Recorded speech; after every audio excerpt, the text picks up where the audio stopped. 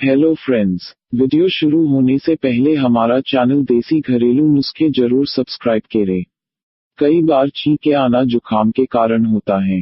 कई बार तो धूल मिट्टी, बारिश का पानी, ठंडा मौसम या खाने पीने की कुछ चीजें भी छींके आने का कारण हो सकते हैं। लेकिन सुबह उठते ही लगातार छींके आना एलर्जी की वजह से होता है, जिसे एलर्जिक राइनाइटिस कहते हैं। ये एलर्जी घर की धूल और पालतू या अन्य जानवरों की वजह से हो सकती है। वैसे यह एलर्जी आम समस्या है। आइए इससे बचने के उपाय जानते हैं।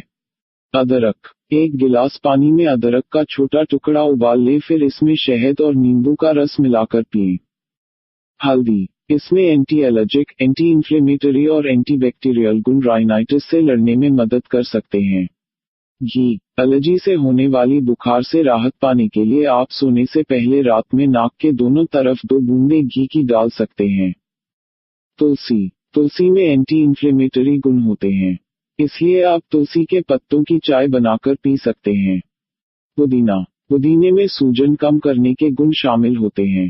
पुदीने के 2 सेकंड 3 पत्ते चबाएं। पुदीने की चाय पीने से भी आपको राहत मिलेगी। जाने से पहले हमारा चैनल देसी घरेलू नुस्खे जरूर सब्सक्राइब करें। धन्यवाद। हेलो फ्रेंड्स, वीडियो शुरू होने से पहले हमारा